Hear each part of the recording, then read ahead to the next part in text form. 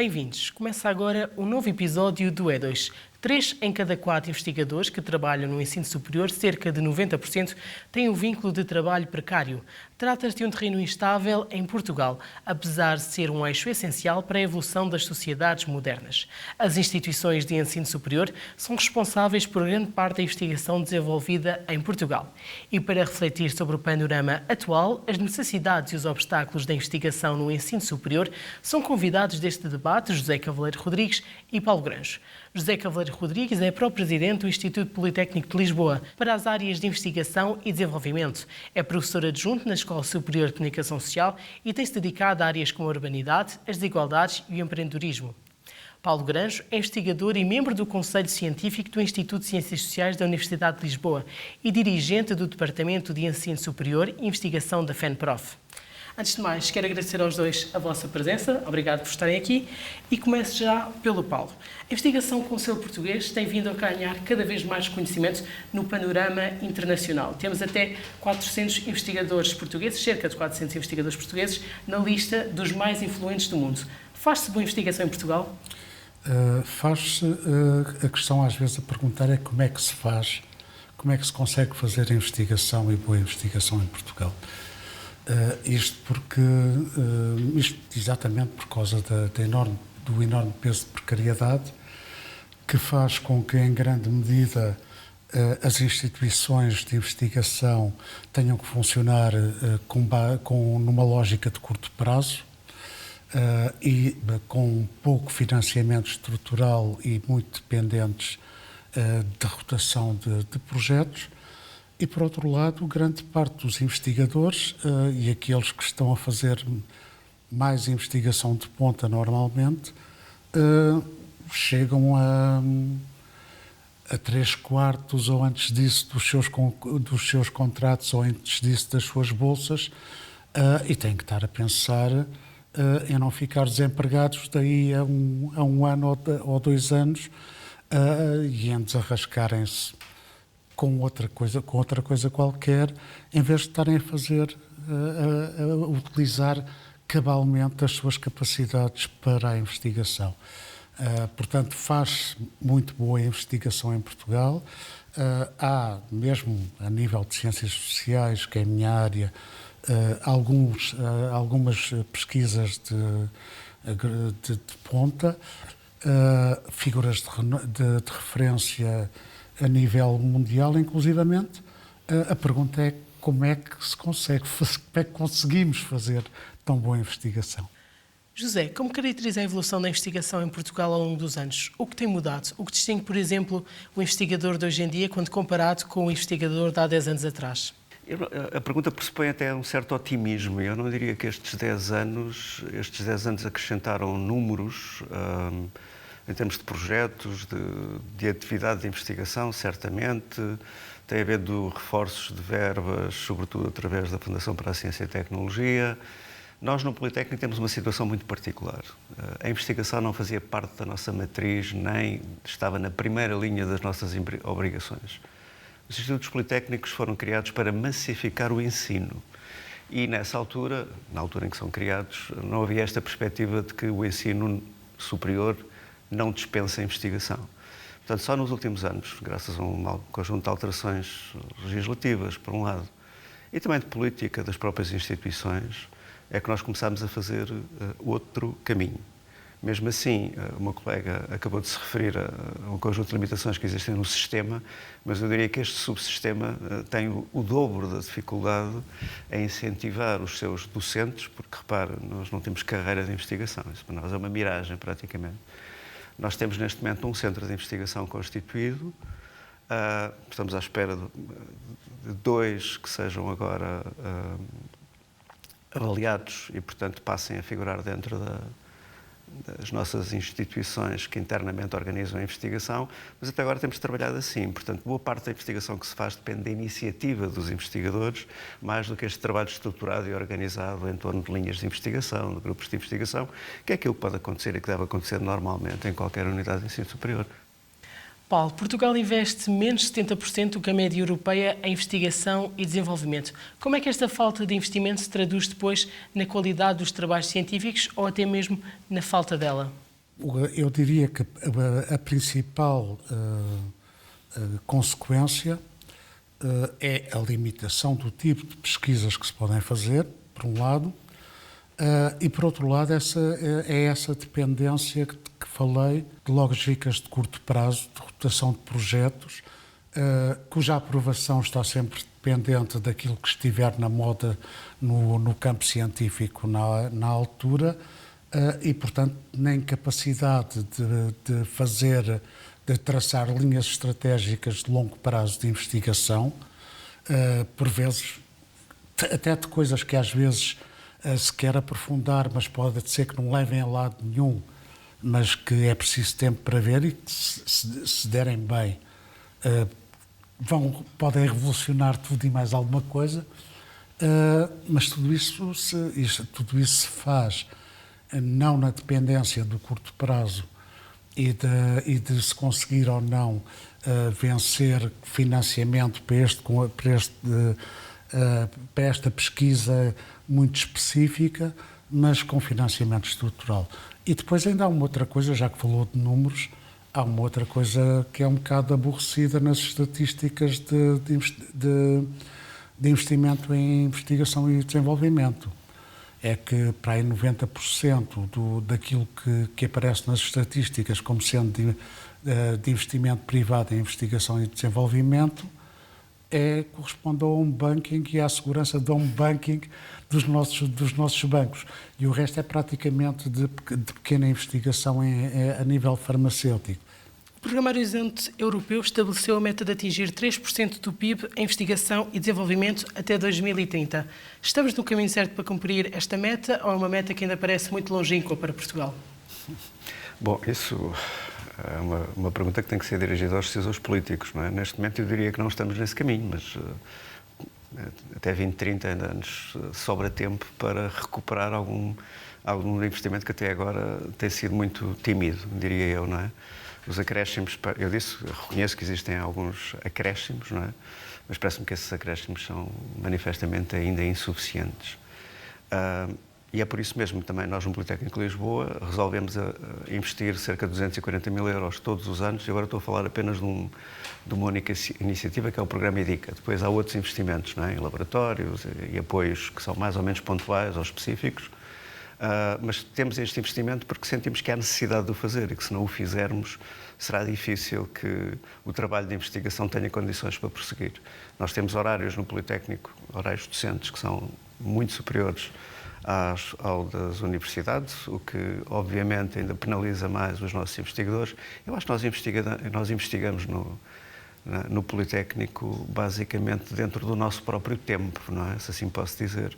Somos investigadores mais noturnos em fim de semana do que propriamente de horas que estão ocupadas ou com o trabalho letivo ou com o trabalho organizacional, que depois, obviamente, também está implicado na nossa participação nas instituições de ensino. Mesmo assim, e ainda assim, vamos lá ver, eu acho que nós somos quase obrigados a acreditar que este investimento em ciência, em investigação, em conhecimento, mesmo que por vezes ele seja um bocado ditado pelos interesses aplicados, não é? Pelos desenvolvimentos tecnológicos, e que algumas áreas, basta ver os concursos da FCT, o último, e vemos como as áreas das ciências sociais são claramente preteridas em relação a outras áreas de investigação. Portanto, esta visão de que a ciência que tem que ter uma utilidade imediata, não é? Também prejudica, nomeadamente, os investigadores aqui desta escola, por exemplo, da Escola Superior de Comunicação Social, dado que nos situamos todos dentro desta área. Mas acho que aprendemos ao longo do tempo a viver com estas dificuldades, e aquilo que nós procuramos fazer é superá-las recorrendo aos fundos públicos, ou há uma outra estratégia que nós temos procurado encorajar, que é a internacionalização. Nós estamos dentro de uma rede europeia. Quase todas as instituições de ensino superior em Portugal neste momento participam de redes europeias.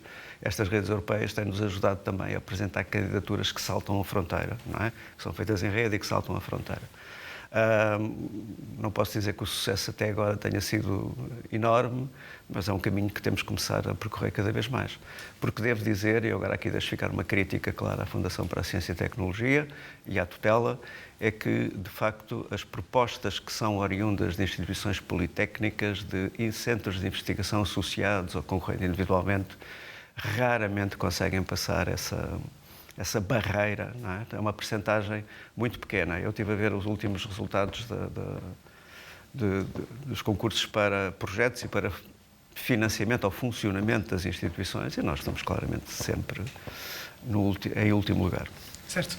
Em fevereiro deste ano, o Presidente da República, Marcelo Rebelo de Sousa, alertou para o facto de Portugal estar mais que uma década atrasado no que diz respeito ao investimento na investigação e desenvolvimento. Ainda há perspectivas de se poder ultrapassar este atraso? Ora bem, a questão é isso. A questão é dependente de, conforme foi dito, é dependente fundamentalmente das opções políticas. O que nós vemos é que da direita à esquerda, da esquerda à direita, toda a gente fala da ciência como desígnio nacional, da importância como multiplicador socioeconómico da investigação científica, de como é preciso investir enormemente, e não se investe. E quando se investe, e quando há um aumento, quando há algum aumento de orçamento, que muitas vezes nem sequer cobre a inflação, faz em bandeira sem arco. Ora bem, eu diria que de facto os efeitos multiplicadores para a economia e para a sociedade, mesmo, obviamente, da ciência, que não seja a ciência aplicada, isso também é uma visão tacanha dentro de algumas áreas e dentro de algum tipo de visões de decisão política, mas diria que cada euro investido em investigação científica tem um efeito multiplicador potencial sobre a sociedade muito maior do que na maior parte das outras áreas. É claro que nós precisamos de garantir condições de saúde e de um Serviço Nacional de Saúde estável e de qualidade. É claro que nós temos questões a resolver a todo o nível da educação, incluindo com todas as mudanças da composição etária da população que estão em jogo. Agora, há muitas outras áreas onde se enterra, sem pensar duas vezes, muitíssimo dinheiro, basicamente para nada. Para nada, a não ser, quanto muito, manter coisas em funcionamento ou fazer umas flores. Se calhar, se passarmos das declarações do desígnio nacional da ciência para a mera decisão de efetivamente encontrar o dinheiro possível e as formas de o fazer chegar ao investimento, talvez se consiga chegar a esses níveis. Agora, é curioso que, por exemplo, se tenha tão rapidamente, desde o início da guerra na Ucrânia, se tenha tão rapidamente decidido que era necessário aumentar a percentagem do PIB para a defesa, e não haja dificuldade nenhuma em encontrar esse dinheiro, e os tais míseros 3%, nós continuamos a estar praticamente a um sexto disso. E sempre falando, sempre dizendo como é importante a investigação, como é importante a ciência, e sempre mantendo só as coisas a funcionar, inclusive com base na precariedade sistémica dos investigadores e do próprio sistema científico na sua globalidade. Como o Paulo referiu, por vezes a investigação acaba por ficar para trás, mas a verdade é que faz parte do dia-a-dia de todos nós, quer seja na ciência, na economia, na saúde ou até mesmo no meio ambiente. Mas será a importância da investigação consensual e haverá uma noção de qual a realidade dos investigadores portugueses? Saímos à rua para descobrir. A investigação cada vez mais é um assunto muito importante porque existem muitas mudanças a nível do nosso planeta e que muitas vezes as próprias pessoas que não estão dentro do assunto acabam por escapar. Eu diria que a importância toda. A gente teve um exemplo bem certo disso, que foi o que aconteceu na pandemia. O que houve na pandemia? Foram buscar as soluções onde? Nas universidades. Há um fosso muito grande entre o que se faz nas universidades e o tipo de investigação que se faz em cada um dos centros de investigação. Há uma grande falha entre o que é ciência e o que está a ser feito na comunidade científica e o que a população sabe.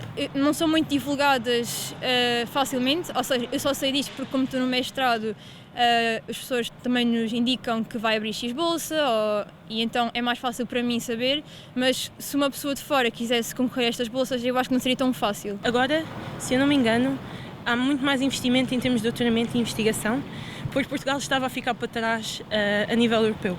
Creio que seja mais uma consequência que outra coisa. Eu própria considero ir para o estrangeiro a nível da investigação porque é algo que é mais rentável, há mais oportunidades. Infelizmente eu gostaria de ficar em Portugal, mas sinto que isso não é uma possibilidade.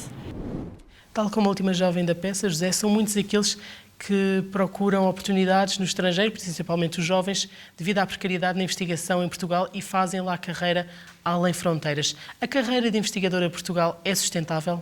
No atual cenário, gostaria de fazer passar uma ideia absolutamente ilusória. Não acho que seja, não é? Como eu disse, e o Paulo também já falou nisso, nós temos plena consciência de que a investigação e o trabalho dos investigadores depende de projetos, não é? E, portanto, nós trabalhamos ao projeto, trabalhamos 1 ano, 2 anos, 3 anos, se os projetos forem mais longos, e depois ficamos à espera do próximo projeto. E é assim que se pode fazer uma carreira de investigação em Portugal. Há investigadores que nunca tiveram outra relação de trabalho a não ser esta. Eu não vejo no futuro mais próximo nenhum sinal que me permita ser um bocadinho mais otimista em relação a esta situação, a esta precariedade dos vínculos. Até porque, sinceramente, acho que há um bocadinho a ideia pré-concebida no decisor político. É bom não garantir trabalho ao investigador, não vai ele tornar-se, entre aspas, preguiçoso. Isto pode parecer chocante dizer as coisas desta maneira, mas eu às vezes acho que é um bocadinho como antigamente se falava para os artistas em relação à produção literária ou plástica, não é? É bom que eles passem fome, porque isso acaba por incentivar a criatividade.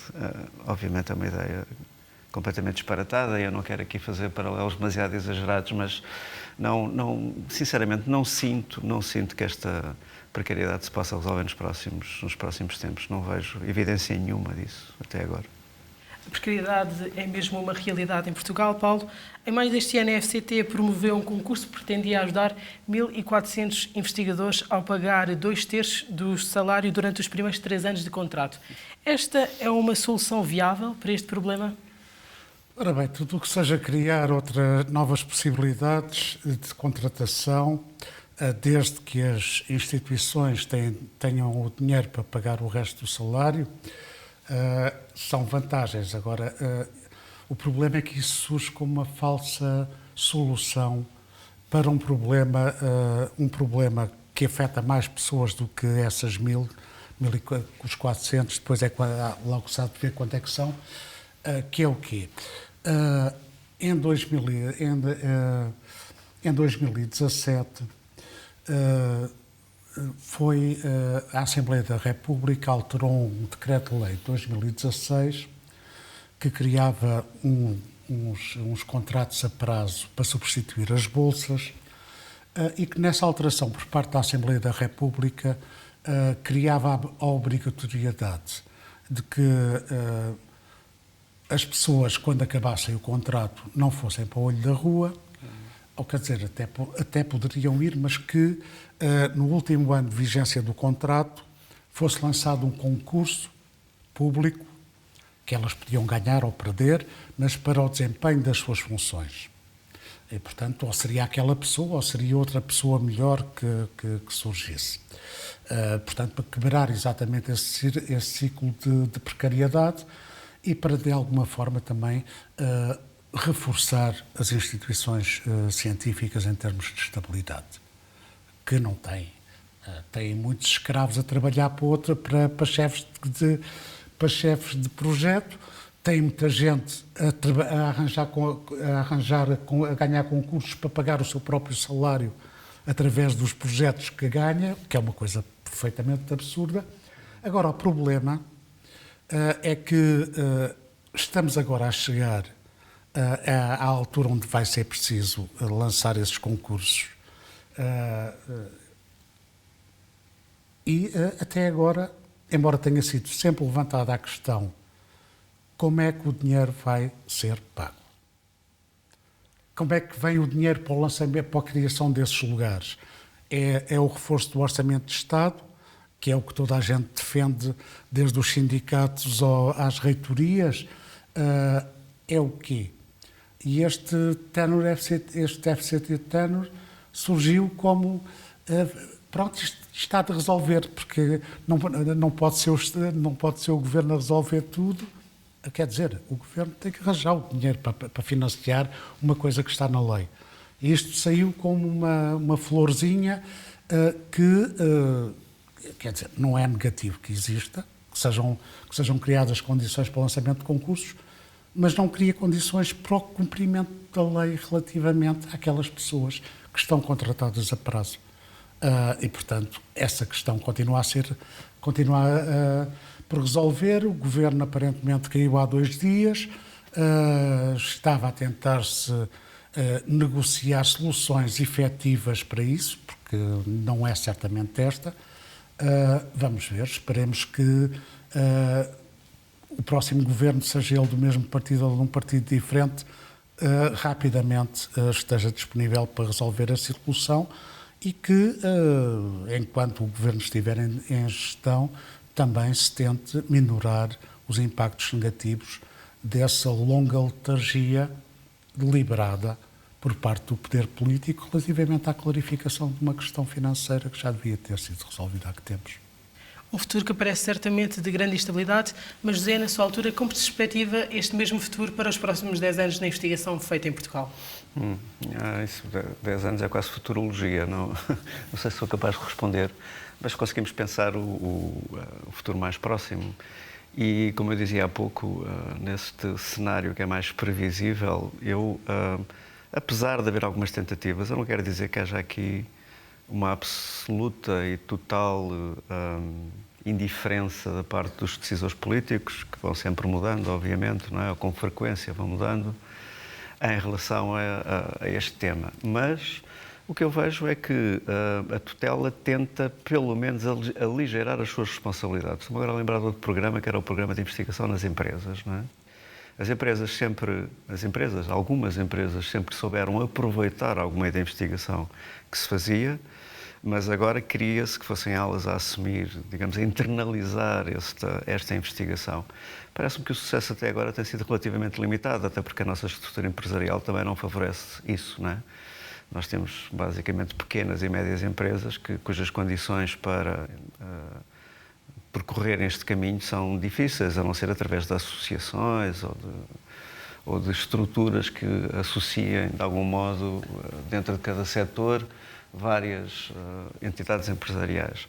Por outro lado, o desenvolvimento e a inovação precisam da investigação. Sem investigação não há inovação e sem inovação também é difícil pensar em termos de desenvolvimento. Portanto, se este país, agora é mesmo do país que se trata, quiser mudar, proceder a alterações significativas na sua estrutura produtiva, modernizar-se, etc., terá que saber integrar a investigação. Não vai consegui-lo de outra maneira. E esta é a mensagem que fica.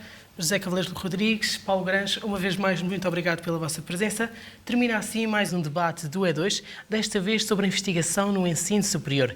Entretanto, pode acompanhar-nos através das redes sociais digitais e ainda assistir aos nossos episódios na RTP Play e no YouTube em E2ESCS. Desejo-lhe uma excelente semana. Até breve.